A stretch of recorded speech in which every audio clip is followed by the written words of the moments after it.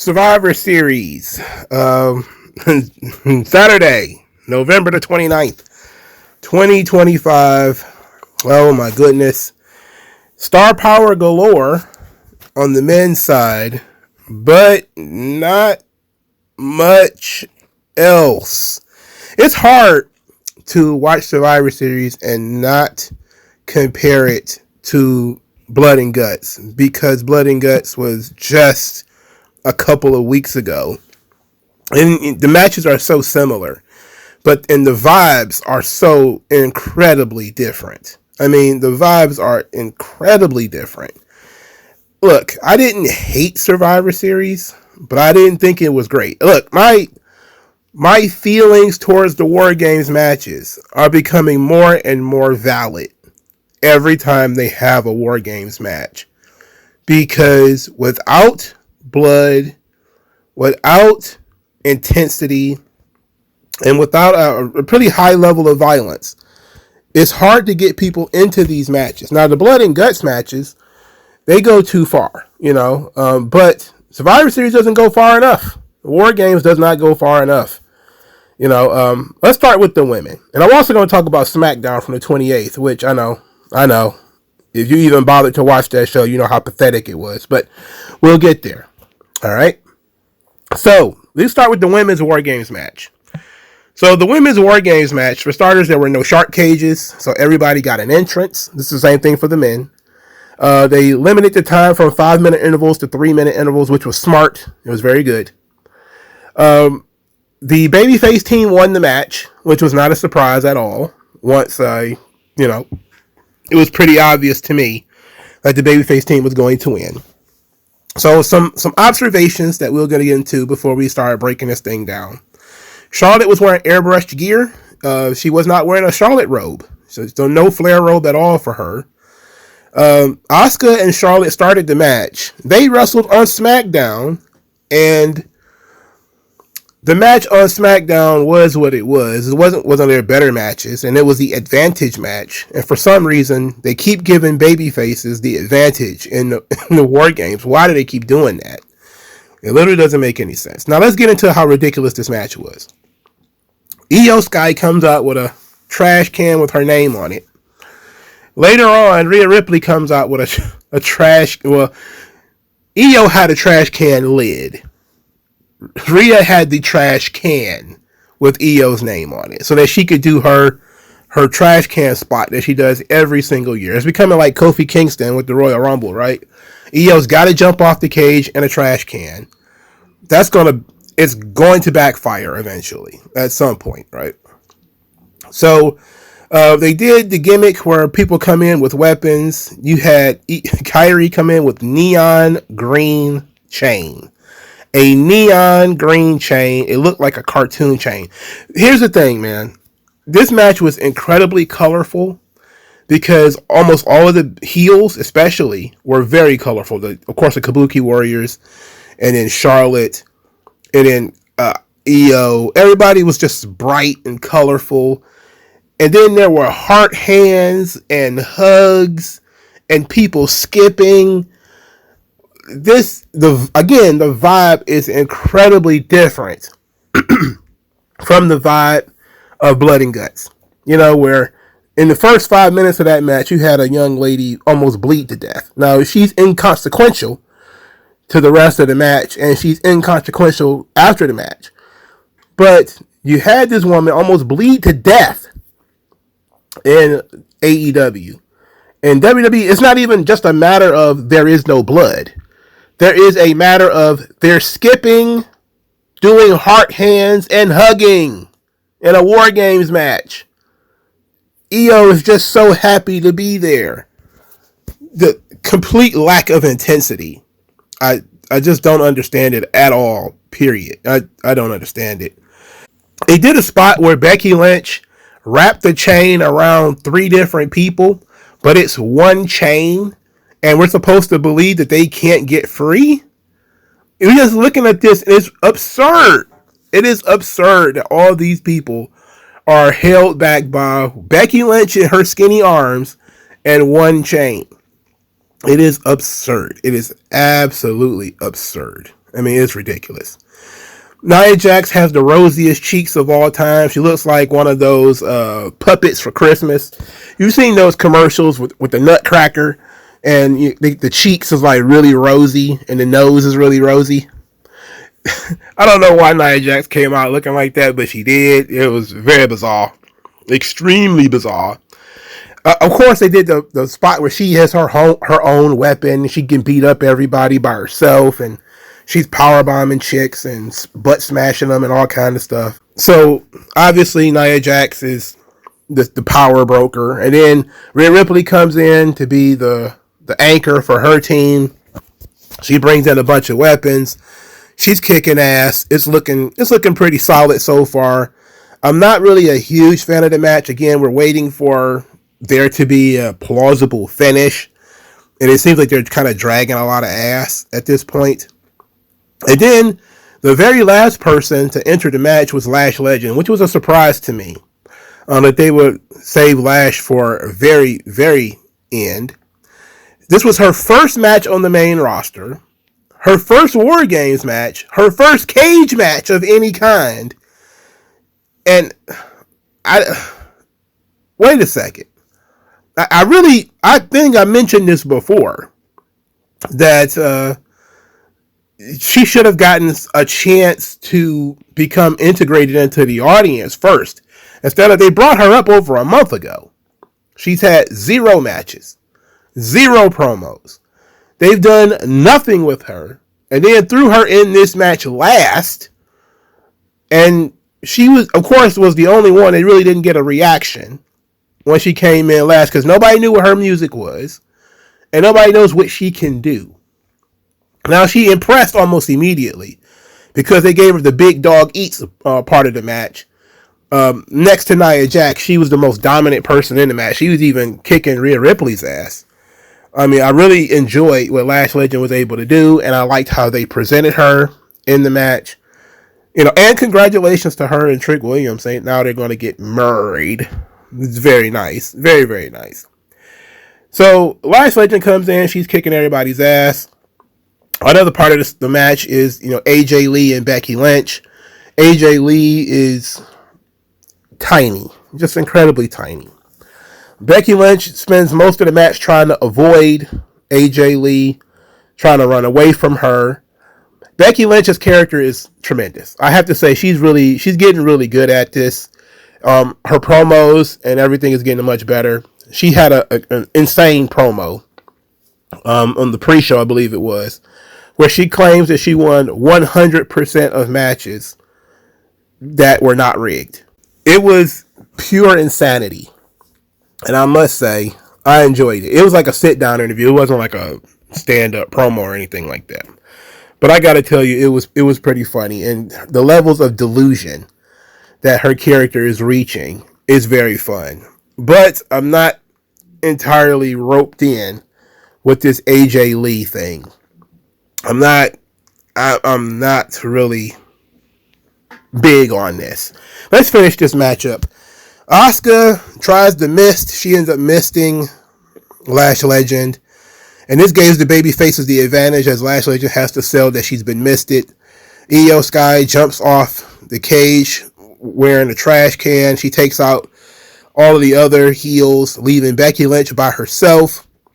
Becky Lynch gets beat down 5-on-1 before she gets put into the, what is it called? The Black Widow, the Widow's Peak, or whatever it's called. But AJ Lee's submission hold, and Becky Lynch taps out. She submits. So the babyfaces win. There's much congratulations, much applause, and a lot of arm raising. There's a whole lot of stuff going on. And then Becky Lynch spends the rest of the show tweeting, complaining, basically holding everything up, which is tremendous. Now, we're in a weird situation here because, again, I said this before, this whole thing started with the Kabuki Warriors and Io Sky. And instead of it being the Kabuki Warriors and Io Sky, which was the top story on Raw for a while, that somehow got dissolved, and this became all about AJ Lee and Becky Lynch. And now AJ Lee and Becky Lynch pretty much dominate the match. They get most of the spots and everything. They're treated like the most important characters on the show. They even get the finish. So now that the Kabuki Warriors are the tag team champions, I'm guessing we're going to go with, are we going to continue with Io and Rhea and then Alexa and Charlotte? I mean, I don't know. I have no idea where we're going because this feels like it's a tag team championship thing and thus is not as important as it should be. Now, there was a lot of big names in this match, which is one of the things that Triple H is trying to do is, hey, if I get all the bigger names in the match, then, hey, the match must be important because the big names are involved. Instead of the storyline should tell this. He just decided, okay, well, we put Charlotte in it and Rhea in it and Io's in it and Becky is in it. And we want to make something with AJ Lee, so she has to be in it. They treat her like a huge star, even though I don't see her that way, but you know, that's just me. We did not need this match. I said it before the match happened. I'm saying it now. It's impossible to watch this match and even on its own merit, not really think it's great. You know, the cartoon weapons are very bizarre. The name tags on the weapons and the neon green toy chain. I don't know, man. It's very bizarre. It's extremely bizarre. It lacked intensity. It was too comedic. It's too colorful. They started skipping in the match. There were heart hands and hugs. This is not. Of course, the main event match was just as bad. Okay, it wasn't heart hands and skipping and hugging and such, but it's impossible for you to take it seriously when they're doing stuff like this. You know, and the level of violence is so minimal that it kind of takes away from it. It felt like they were trying to sell action figures with this match. That's what it felt like to me, anyway. It felt like they were trying to sell action figures. So, but the right team won, and for prediction's sake, I got it right. So that was great. The question now is, where do we go from here? And it seems like we're all still doing tag team stuff. Stephanie Vaquera needs opponents. So you have to break this up. You know, like this has to be broken up. Survivor Series is the last PLE of the year. So they're not going to have another premium live event or pay-per-view until, we might as well start calling them pay-per-views now. Again, they're not going to have another pay-per-view until the Royal Rumble. So I don't know what they're going to do all of December. You know, obviously they're building up towards the Saturday night's main event with John Cena, but the women's division needs help. And you got all of your women tied up in this tag team thing. And that would be fine if they were all mid-card women. All right. But they got, you know, the top girls tied up in this stuff. And then you still have the AJ Lee Becky Lynch match, which I don't understand why they couldn't have a match between the two of them on this show, which would have probably been more interesting than them being in the War Games match. And you have to beg the question, when do you have AJ Lee versus Becky Lynch? You don't have another pay-per-view this year. Do you do AJ Lee versus Becky Lynch at Saturday night's main event? I guess you would have to, right? I mean, you can't save it for the Royal Rumble. So, or are we going to drag this thing to WrestleMania? That would be shocking. That would be shockingly bad if we drag this thing to WrestleMania. But they absolutely should have had a singles match by now. They've been feuding for months. Months, brother. Also, they've avoided, like the plague, completing the story with Io and the Kabuki Warriors. They've avoided that. And they need to do something with that. And Rhea Ripley being tied up in that story, okay, whatever. Also, I mentioned this already earlier. What are they going to do to solidify Lash Legend? If her and Nia Jax don't like immediately win the tag team titles, what would be the purpose of her being called up? And where does she go from here? Because if you have Lash Legend on the show, and she's supposed to be like the big dominant heel character, and you know what? Hey, I give you credit. She's actually as big or not bigger than Rhea Ripley, and I didn't even realize that until they were in this match. But you got Jade Cargill doing a dominant gimmick on SmackDown already. So you can't have two of the same character on the show, which means that, okay, it makes sense then for Lash Legend to be in the tag team division. At that point, however, they need the titles. And then that means that she has to fight the other heels in the Kabuki Warriors in order to get them. And they were her partners at War Games. Oh, I don't know. Maybe that was the setup. Maybe that was the whole thing with the Mist. And they say, okay, now Lash is going to be pissed at Asuka and, costing them the War Games match. And they're going to win the tag team championships or whatever. I don't know. I'm putting more thought into this than Triple H is. I can pretty much guess that. And the show was only 4 matches, So I don't know why they thought 4 matches was enough. But they sold 45,000 tickets or something like that. We'll talk about that in a minute. Match the second, probably the match of the night. Unequivocally the match of the night, I should say. Dirty Dominic Mysterio defeats John Cena to win the Intercontinental Championship. Obviously, they set it up from the beginning that there was going to be a lot of chicanery and shenanigans because Raquel Rodriguez and Roxanne Perez came out with Dominic. The crowd was absolutely lit for John Cena. Cena goes around to the can't see shit section of the building. I don't even understand why you would buy tickets when you're on the other side of one of those LED boards. You can't see a damn thing. You can't see anything in some sections of this building. Why would you buy tickets over there? I have no idea. But Cena went over there to slap hands with everybody, so that was great. Dominic hits the Three Amigos, which, people don't like that Dominic is stealing from Eddie Guerrero. I don't really care. I mean, the only problem I have is that everybody does it. Like, I don't think everybody should be doing the Three Amigos.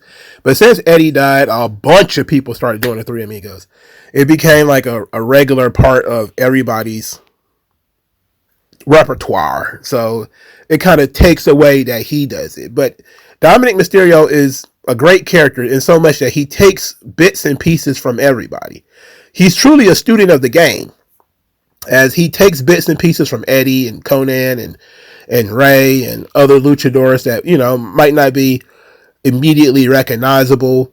There's a lot of Negro Casas there when it comes to Dominic as well. So there's a lot of really good stuff there when it comes to Dominic. And this shoulder spot was tremendous. I got to tell you, it was the spot of the match, the best spot of the match. Dominic tries to do a Hurricane Rana off the barricade. He ends up powerbombing himself, and he immediately clutches his shoulder and rolls around on the ground. Everybody thinks that the match is over. The referee is out there. Everybody's like, oh shit, he botched this move. He's hurt. This is bad. It's bad. And they milked it too. They really did a good job of milking it. I thought Dominic was cooked. I was like, oh my God, what are they going to do now?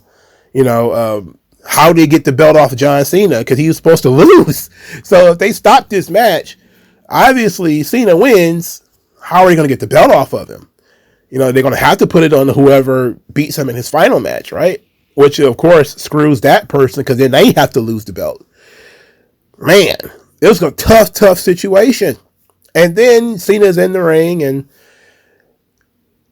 the girls attack John Cena. A Tejana Bomb by Raquel Rodriguez, a Pop Rocks, which John Cena actually went for. So Cena actually does take bumps for the girls. He took bumps for the girls. Wow. A lot of people was very upset about that. John Cena's at the end of his career. This shit don't matter. All right. That's how it is at this point. He's at the end of his career. This shit does not matter. The fact that he got powerbombed by Raquel Rodriguez only puts over Raquel, and Roxanne Perez got a piece of that too, which was, fine for her. Dominic jumps up, hits a 619, goes for the pin on John Cena, and the referee refuses to count. That was absurd. It was absurd for the referee to refuse to count. And when Dominic had the match won, it was dumb. All right. It wasn't just, hey, this is controversial. It literally didn't make any goddamn sense. Referees have counted when people were obviously cheating 100 times, 1,000 times before, 100 million times before. Now all of a sudden he doesn't want to count. Anyway, he ejects Raquel and Roxanne. John Cena goes for the attitude adjustment, the old FU. It gets countered into a roll-up, which is countered into an STF. But Dominic Mysterio gets to the ropes, which is great. Dominic unzipped his boot in order to play a trick on John Cena. John Cena grabbed the boot. Boot came off. And he tried the old 619 frog splash again. Only got a 2 count. There was a second referee bump. Well, this time it was a ref bump. I'm sorry. The referee was distracted the first time. The referee was bumped with a shoulder tackle from John Cena. More chicanery is afoot because Baggy Pants Balor and Dome Head JD McDonough enter the ring and attack John Cena. Cena beats up both of them, Super Cena's them into a double attitude adjustment, throwing them on top of each other, which was tremendous. At this point, the Judgment Day has been wiped out. Everybody thinks, oh yeah, this is great. Then Liv Morgan arrives. She milks that she's going to turn on Dominic. She even slaps Dominic. Then she runs and jumps into the arms of John Cena. And Cena is weirded out by this. We're all very concerned about what's going on here and why this is occurring. She then climbs down off of John Cena and kicks him in the ball sack, confirming her loyalty to Dirty Dom. Dirty Dominic then hits a 619. John Cena staggers into Liv Morgan, hitting him in the head with a championship belt. Frog splash. The referee gets in the ring, counts to 3. Liv Morgan and Dominic are gone off happily ever after, and John Cena has coughed up the Intercontinental Championship. All is right with the world, and everybody's happy, except the people who are very upset that John Cena had to sell for women. At this point, they have not been doing a great job with John Cena's final run. So this is not the worst thing they've done with John Cena's final run, bro. But let's talk about what occurred in the match. Obviously, I do like the Raquel Rodriguez and Roxanne Perez spots. I like those spots because it made sense in the context of the story that they would take advantage while Dominic was down just to help Dominic. I think that the finish should have been closer to the busting of the elbow, the busting of the shoulder spot. To me, it would have been better if the finish was closer to that. But they did a little bit more than that. So, okay. I mean, they had to stretch the match out because there's only 4 matches on the card. Okay. The Liv Morgan milk, I was not a big fan of that. Liv Morgan coming out and Roxanne Perez not being out there when that's the whole tense part of the Judgment Day. Look, I don't really like the idea of John Cena being in the middle of Judgment Day lore. Obviously, I'm not a big fan of that. I hate the Judgment Day. And I think the Judgment Day should have been separated years ago. But to me, once Raquel and Roxanne came out there and were attacking John Cena, that was the point in time where Liv Morgan should have come out. To me, that's when Liv Morgan should have come out. Because then it would have really looked like Liv Morgan was out there to get Roxanne Perez. All right? And then she kicks John Cena in the balls in order to join them. And then Dominic hits a frog splash to win the title or whatever you was going to do. It probably would have been better right there. Having the match stop twice is not my favorite idea. I really don't like when the match is paused for long periods of time anyway. But if it's done for a good reason, because the heel has done an incredible ruse, like when Dominic does the shoulder spot, that's a good reason to pause a match. If you're going to pause a match because a guy is bleeding a lot and you really want to milk that the guy is bleeding, that's a good reason to pause the match. But to pause the match so somebody can have a run in. For starters, I don't think they needed to play her theme song. She should have just ran to the ring. All right? That would have been so much better. And then you would have had a great reaction as people slowly but surely realized that Liv Morgan is there. And then you could have sold the Roxanne Perez look to the face and Raquel being there like, what's going on? Then you have Liv Morgan join the group, hit John Cena in the nuts. Then maybe Roxanne hits him with the title. Dominic jumps up, frog splash. That's it. That would have been a great finish.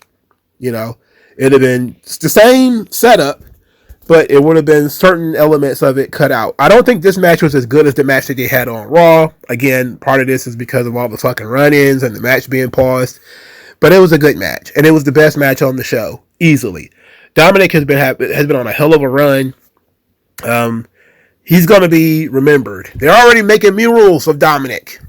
I love it.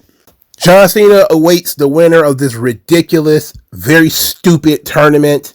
I mean, just think about how much sense it would have made if John Cena's final opponent was the one that cost him the Intercontinental Championship and cost him this match, which would have made a lot more goddamn sense than what they did. All right. Speaking of that tournament, let's talk about it while we're here. This is from SmackDown. Jey Uso defeated Rusev, and LA Knight defeated The Miz. I was not upset that it was The Miz because I knew it last week. And I said I wasn't going to review SmackDown because I saw the spoilers that it was The Miz that was wrestling LA Knight. I saw it last week. So, obviously, it's retarded. You know, and I'm not going to be afraid to say that word because we were told that R-Truth was in the tournament. And R-Truth is not in the tournament. I don't think I watched SmackDown too closely. I think they probably tried to explain why R-Truth wasn't in the tournament. And I'm not saying I was really aching for an R-Truth singles match, but I'm pretty sure we were told that R-Truth was in the tournament. And then all of a sudden he got no spot. They gave it to The Miz, which was ridiculous. I know that a lot of people really hate that Rusev lost to Jey Uso. I'm not a huge fan of it. The fact that it got so many downvotes on YouTube, however, is very entertaining to me because the WWE do not care. And they do not care because the people in the building, the people who are buying merchandise, love Jey Uso. And it seems to me that it's becoming almost a John Cena-like thing in and of itself where the people online are sick of Jey Uso. They're overly critiquing everything Jey Uso does. But the people in the building don't care. They just want to eat and wave their arms and sing and all that sort of stuff. So I'm not upset about Rusev losing. I don't think it makes much sense considering Rusev is, you know, a longtime rival of John Cena. And, you know, they feuded for most of, 2014, 2015. They had a pretty decent run. Rusev beat John Cena. What show was that? Was it, I'm about to say Frontline. What's the show? Fastlane. Where Rusev beat John Cena before they wrestled at WrestleMania. Like, you have a lot of history there that you could have worked on, but Triple H don't care about that. He's wasting time with these fucking stupid tournaments. We need to be freed from tournaments. There's tournaments everywhere. Tournaments all over the place. Enough goddamn tournaments. But they're doing this stuff now. LA Knight versus The Miz. What a joke. All right, let's get into the Women's World Championship match where I really don't have any comments. Stephanie Vaquer defeated Nikki Bella. A completely pointless fucking match. It was as standard and basic a match as you could possibly have. It didn't stink, but it wasn't great. A solid 2.5 star competition here. It's amazing to me that they decided to build a 4-match card and still put a filler match on the card. That's what bothers me. It's a filler match. This is filler. We did not need this at all, period. There's no reason to even get into any details about this. I thought maybe they would reintroduce Brie and try to do some twin magic or something to make the match more interesting. They didn't even bother to do that. So it is what it is. Stephanie Vaquer basically sleepwalked through this match. She needs some opponents. And you need to break up whatever they're doing with the Women's War Games thing. You need to push some female talent. They went through all the trouble of putting the Intercontinental Championship on Maxine Dupree. She didn't have any opponents either. So something got to shake. Something's got to shake. I know people are like, oh, they're going to turn on Stephanie because she always wins. And no, they're going to turn on this whole thing because Triple H is booking them like shit. He's overly protecting certain talent and not allowing them to feud for championships and things that would actually elevate his champions. What is the purpose of you putting the belt on Stephanie Vaquer and then taking her off TV for almost 2 months and then putting her in a feud with Nikki Bella? What is the point of that? It literally doesn't make any sense. She could at least be having matches with Asuka or Kairi, or I know she had a pretty decent match. She won the title from EO. You definitely could be going in different directions. She could be wrestling Becky, but Becky is tied up with AJ Lee. This is ridiculous stuff, man. You really need to realize that this division needs to be loosened up. You need to bring some people in or something, man, because Stephanie Vaquer cannot keep wrestling Nikki Bella. This is not going to work. The only other pay-per-view match she's had outside of this match with EO and this match with Nikki was a match with, I was about to say Trish Stratus, my God, Tiffany Stratton, which was champion versus champion. So they're not really doing Stephanie Vaquer any favors. Nikki Bella needs to go away. The sooner the better. The longer the better.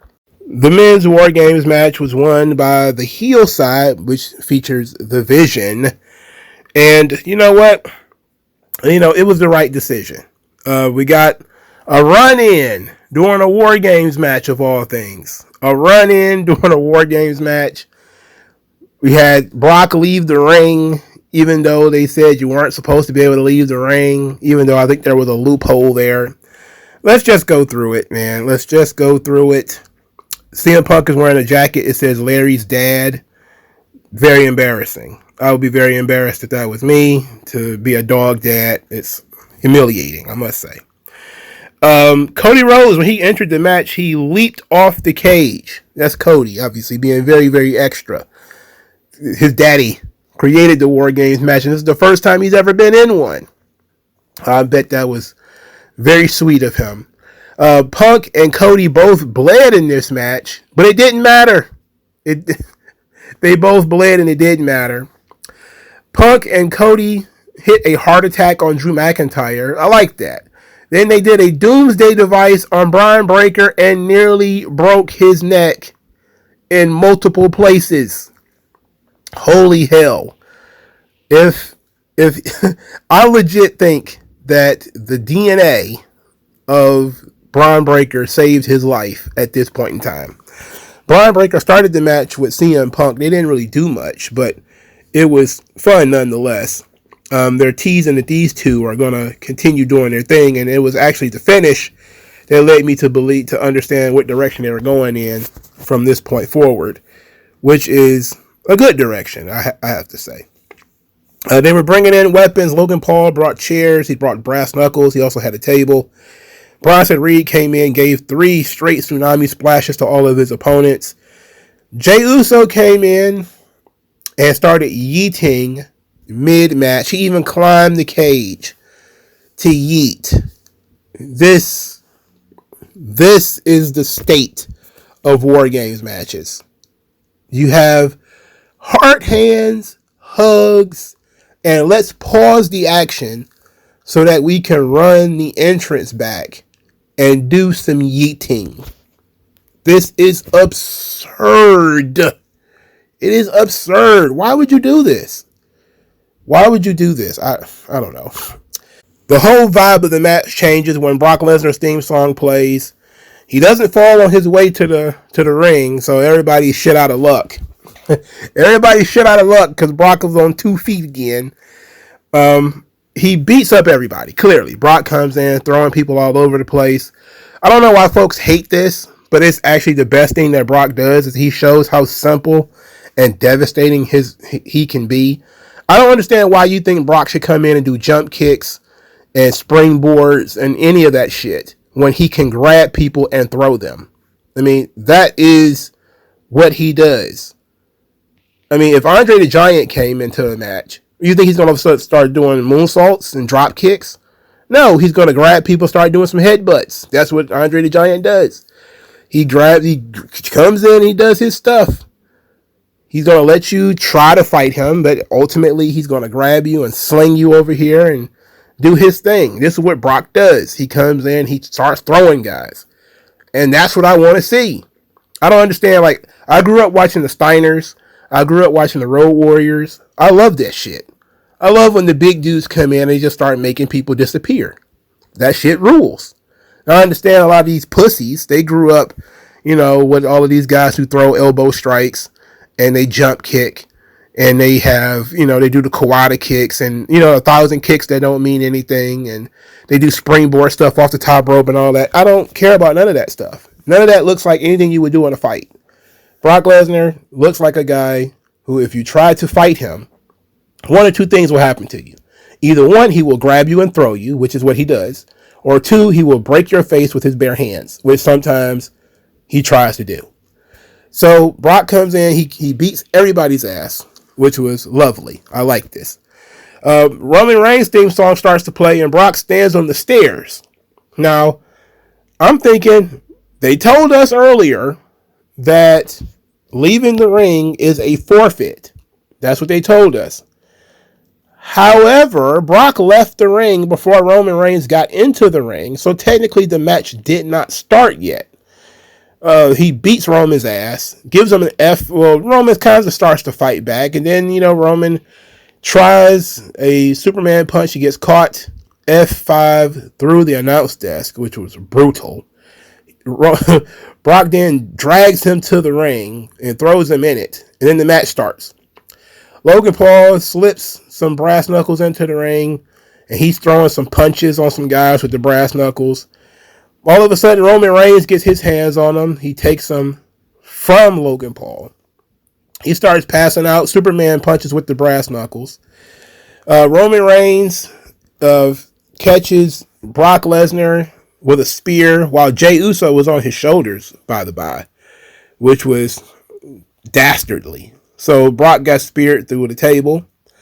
There was a GTS to Logan Paul. And as the heels were in trouble, a hooded figure jumped in the ring climbed the ring and jumped in.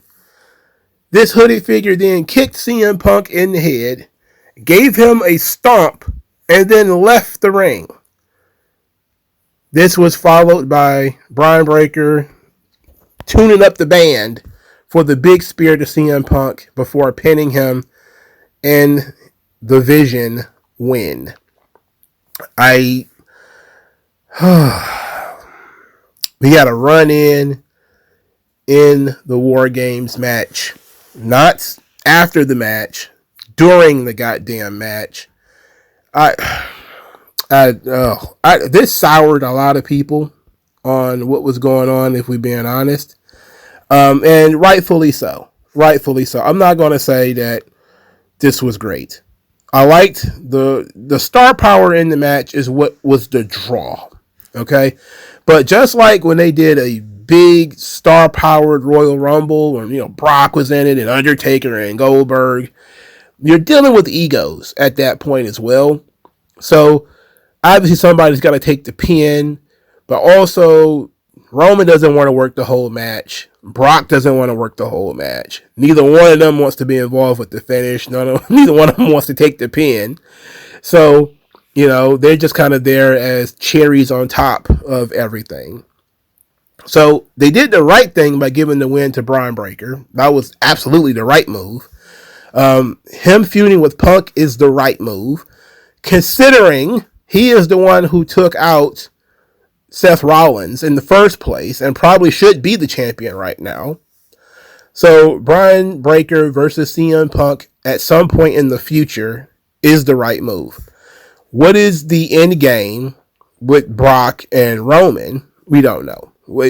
That can't go on forever. You know, I know they've been feuding for 10 years. That cannot go on forever. Hopefully both of these guys are going to be gone for a while, and you won't have to answer that question or be concerned with it. Obviously, Jey Uso continues at this stupid tournament. Jimmy Uso, who knows, who cares, really. Bronson Reed and Brian Breaker. Bronson Reed would probably benefit from being in a tag team with Brian Breaker, and they could benefit from being the tag team champions. But I want Brian Breaker to get that singles match with CM Punk first. Obviously, Drew McIntyre and Cody are going to continue their thing, so that explains them. And the guy in the hood. There's been a lot of conversation about who this could possibly be. I can tell you who it's not. It ain't Chris Jericho. I know that people kept talking about, Chris Jericho's going to come back. Do you think Chris Jericho's going to come back? It's not Chris Jericho. And I'm not too concerned about Chris Jericho coming back at all. Here, look, the rosters on both companies, both AEW and WWE, are old as shit. Jericho does nothing but take the average age up even more. Look, I love Chris Jericho. I really do. But he needs to be doing something that matters. All right? And something that matters. He said he doesn't want to do a retirement run. That's what Jericho said. He said he wouldn't want to do it. So I know that the dirt sheets have been running around saying that, WWE offered Jericho a retirement tour. Why would they do that when Jericho's already said he didn't want to do a retirement run? If he does anything with WWE, it's going to be for the money, and it won't be a retirement run. It'll probably be a Hall of Fame induction and probably some more stuff, but it ain't him. It certainly ain't him, because the guy who jumped in the ring was actually in shape. And looking at the knees of the young man, it's definitely a younger man. It's not Seth Rollins, because for starters, the guy's too bulky to be just Seth Rollins. Secondly, Seth Rollins' legs don't work like that anymore. So obviously, most people are saying it's Austin Theory. And I think that is, if I was to list the people who it could possibly be, Austin Theory would be on my list. It would probably be one or two. I saw some people say it could be Carmelo Hayes. I don't know why it would be Carmelo Hayes. The guy seemed to be bigger than Carmelo Hayes, so I don't think it's him. It certainly isn't Randy Orton. It's not anybody older. I can tell you that, because most guys don't move like that anymore. Austin Theory would be the best option, considering that's what most people wanted, and he's been gone for so long. Could it be somebody that's returning to the company that's been gone for a while? It's possible, but I can't think of anybody that would really be earth-shattering, when it's revealed. And I can't really think of Austin Theory being considered earth-shattering, because he wasn't a big deal when he was there, So, let's say it is revealed in this Austin Theory. What do you think the response will be? Do you think the response will be, he's instantly a main event talent? What was he doing before he left? He was the doofus tag team partner of Grayson Waller. It's kind of hard to take him seriously when he hasn't been promoted or pushed or presented seriously in a really long time. Also, bringing Austin Theory into the group, it would be useful, because then he would be a solo act with Paul Heyman. The problem with that is that him and Brian Breaker will occupy the same space as being the guys of the future. And that would mean that Brian Breaker would wrestle Punk and lose, and then immediately get put in the tag team division so that Austin Theory could wrestle CM Punk as a solo act. I would be fine with that. But again, you would have to change your presentation of Austin Theory almost completely at that point. But let's say it's somebody else. I don't think it could be somebody from NXT. let's say. Who from NXT could it possibly be? Trick Williams doesn't move that well. Obafemi is bigger than the guy that jumped in the ring. It would not be anybody like a Miles Bourne or anybody like that, because why the hell would it be? I can't imagine it being anybody other than Austin Theory, you know? Especially with the physique if it's the guy that's in the ring, then I think Austin Theory is probably the best option because of the physique and the movement. It kind of gives me that it might be Austin Theory. But I can't imagine it being anybody else, you know. But all in all, I don't like the idea of a run-in during a War Games match. Especially a War Games match that features Drew McIntyre, CM Punk, Cody Rhodes, Bronson Reed, Braun Breaker, and Roman Reigns and Brock Lesnar. All right? We didn't need any extra people in this match. There should not have been a need for extra people in the match. You could have done something that was fun, you know? And I thought they were going to, and that was the part that bothered me the most, is I expected some really creative stuff. And it would have been nice. Like, I had came in, you know, in my mind, like, hey, remember when they did the gimmick where the cage got broken with Lashley? And, you know, he jumped through the cage and kind of crushed Umaga. Wouldn't that have been nice if they did something like that? Or, you know, the SummerSlam where they lifted the ring. Like, I thought they were going to do something chaotic like that. But it was pretty straightforward. The only surprise was the run-in. And that's not a surprise that we asked for. It's not a surprise that we want. Look, the Vision winning was the right move. Braun Breaker winning was the right move. But Triple H and these War Games matches, they need to stop. Enough's enough. No more. And I've seen so many people say, look, oh, you know, WWE doesn't do filler matches anymore. So there's no like 8-match cards where one match is 4 minutes and 6 minutes or something like that. Everything's given time to work and everything is given time to breathe. That's not even important. What should be important is the impact that is the matches had on the show. Nothing on this show had any real impact. If you walked away from Survivor Series, with 3 things in mind. Becky Lynch tapped out to AJ Lee. A man interfered in the War Games match. And Braun Breaker pinned CM Punk. There were 4 matches on the show. All right. Everybody kind of figured Dominic Mysterio would win. And I guess Liv Morgan coming back is somewhat interesting. I don't know if she's ready to wrestle, but she's certainly back. So maybe the big win for Dominic, if you're so inclined. But this show was 3 hours and some change. It's like, come on, man. You know, and then again, one of the matches a complete throwaway. Stephanie and Nikki. This was a subpar show. It was mostly entrances.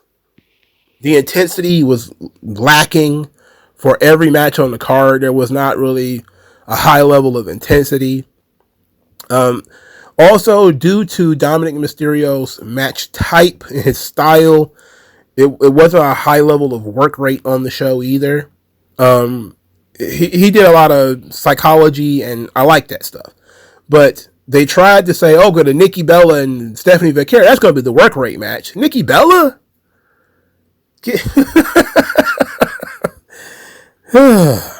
And they decided to just launch a bunch of stars into the main event match, but they didn't really do much of anything. Roman didn't really do anything. Brock didn't really do anything. They did their spot, and they had some stuff there, but it wasn't a whole lot of stuff done. And then the match wasn't really all that long. So, look, I don't think War Games was great.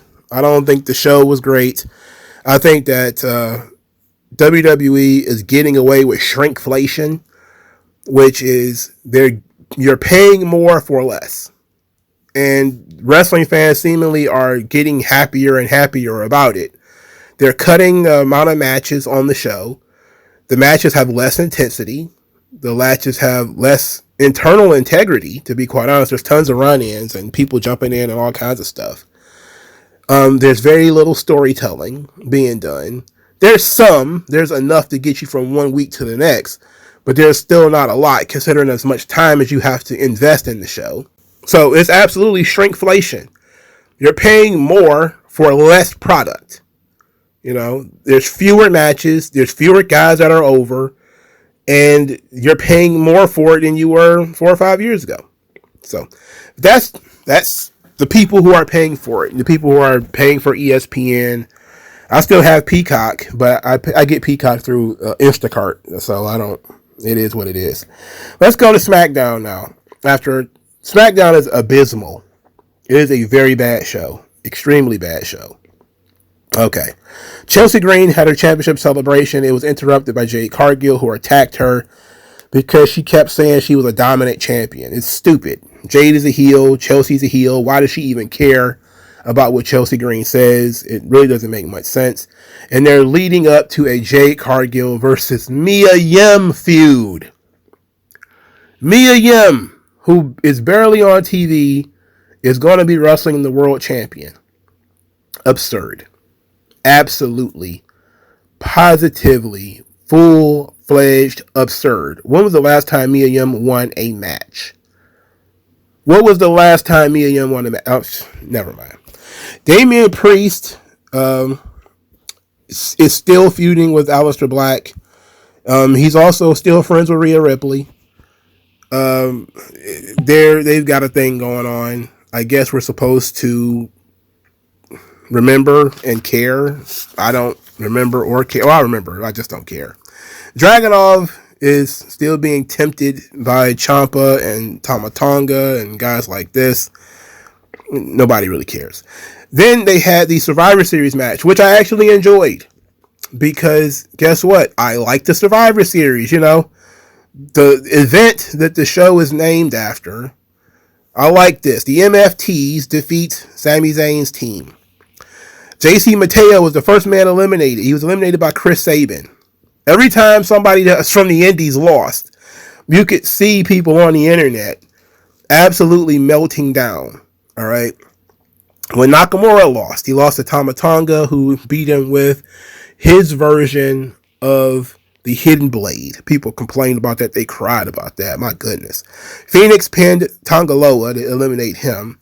Alex Shelley and Chris Sabin both were defeated by Hikuleo, aka Tala Tonga.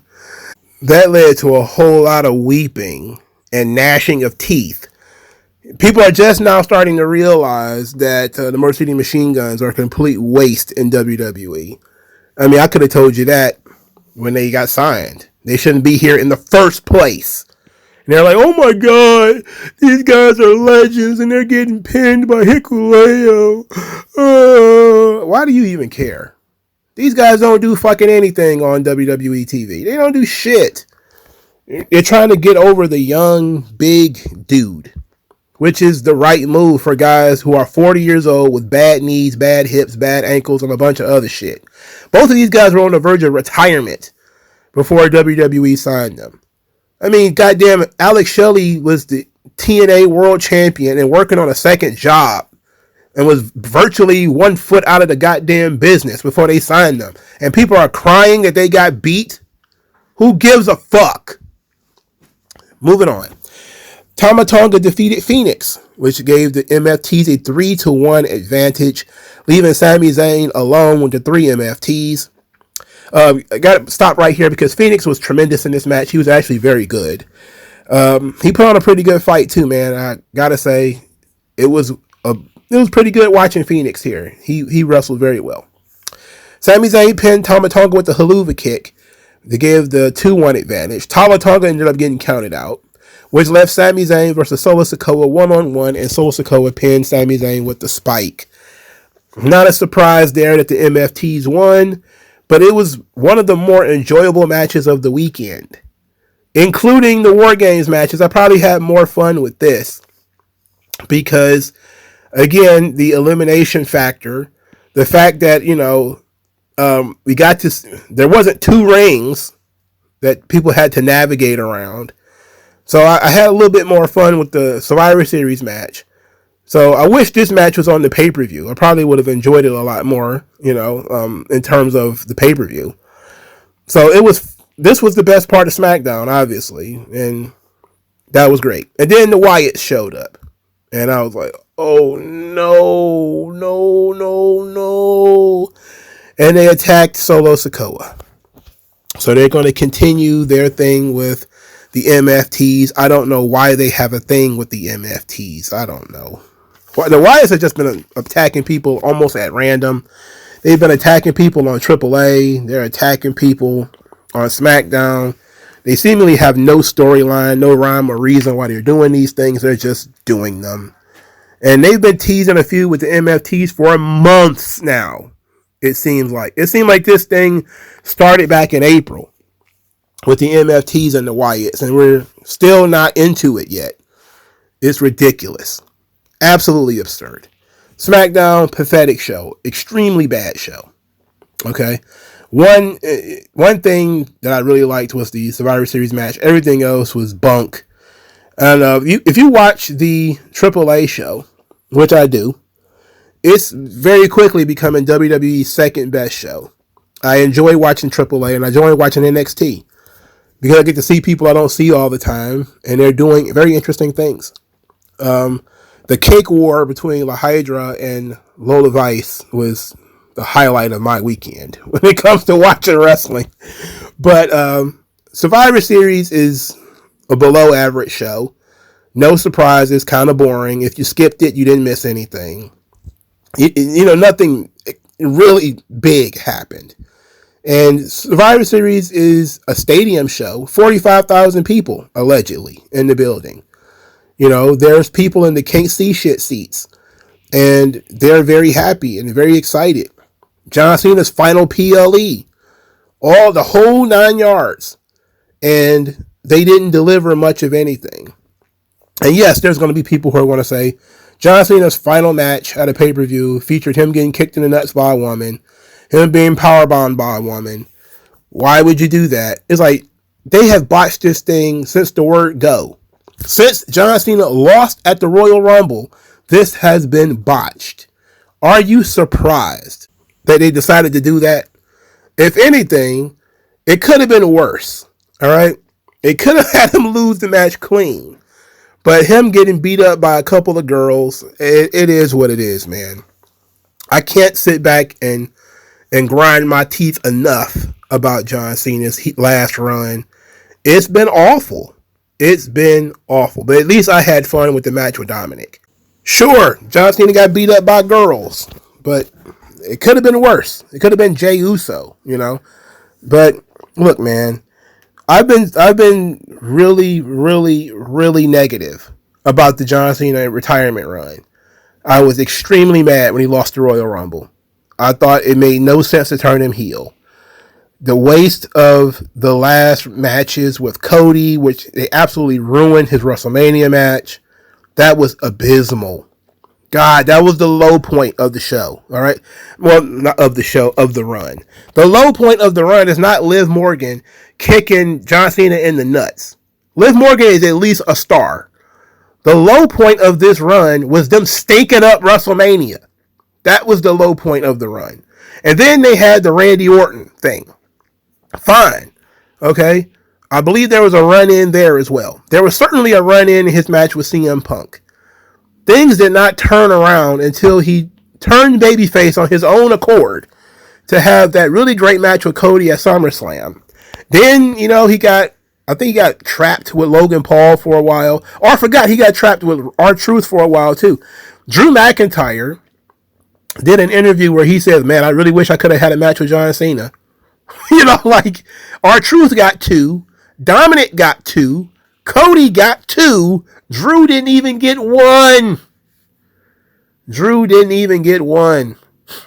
And who do you think should be wrestling John Cena? R-Truth or Drew McIntyre? Logan Paul, who I don't hate Logan Paul, but he got a tag team match with John Cena and he got to wrestle him one-on-one. John Cena had to take matters into his own hands for the AJ Styles match. This thing has been botched from the beginning. So all of the people who are like, I can't believe John Cena got powerbombed by a girl. Bro, have you not been watching this shit? Have you not been watching this? He got pushed off the apron by Jey Uso. They teamed him up with The Rock and some rapper, and then The Rock didn't even come back. Bro, come on. Give me a break. This John Cena last run has been a disaster. Okay? This is nowhere near the lowest point. It sucks that this is the last pay-per-view match that John Cena's going to have, and it ends with him getting kicked in the nuts by Liv Morgan and pinned by Dominic Mysterio. But it's great for Dominic. That's kind of how I started looking at things now.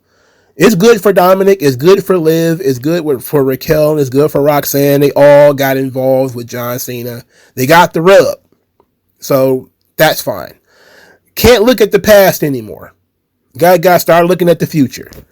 And John Cena gave a lot of young talent the rub. He also gave Finn Balor, who was not a young talent, the rub. And it would have been nice if he'd got in there with a guy like Drew McIntyre. It would have been fun. But this was not about fun.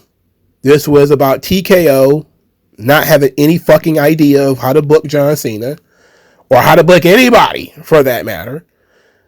And look, if people had any common sense, his last match would have been against Brock Lesnar at WrestleMania, where he pinned Brock Lesnar.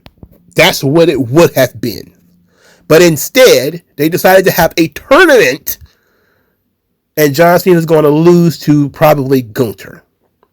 A guy he looks like the human version of one of those very angry stone things from Super Mario Brothers. You know, one of those things that make the faces like, oh, and they go up and down. If you could, through magic, turn that into a human being, that would be Gunther. It's a thwomp. I had to look it up because I wanted to be a little bit more accurate in my description. Gunther is a thwomp, all right? It's ridiculous. But that's what they decided to do.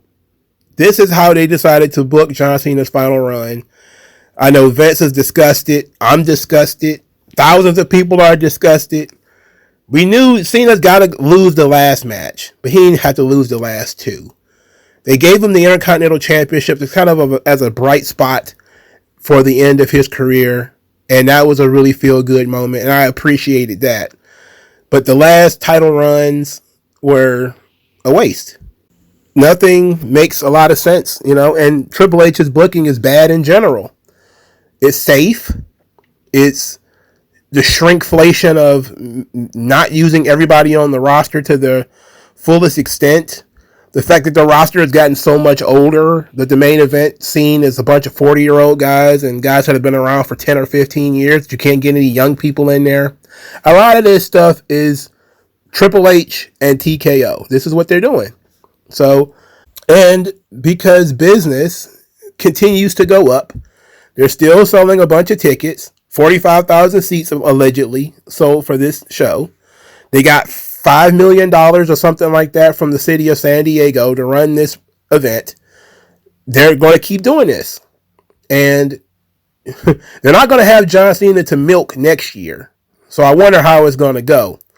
But this year they stole a venue. They stole more shows. You guys are going to have to demand more from WWE. And there's a lot that we could be doing much better. But as long as you're on your knees for Papa H, because you like 2017 NXT, this is what you get. And I'm not a fan. Like, share, subscribe. Thank you guys for your time. I appreciate it. Hope you guys enjoyed the show, even though I didn't. Hope you guys enjoyed SmackDown, even though I didn't. Hope you guys enjoyed Raw, even though I'm pretty sure I won't. I'll talk to you later.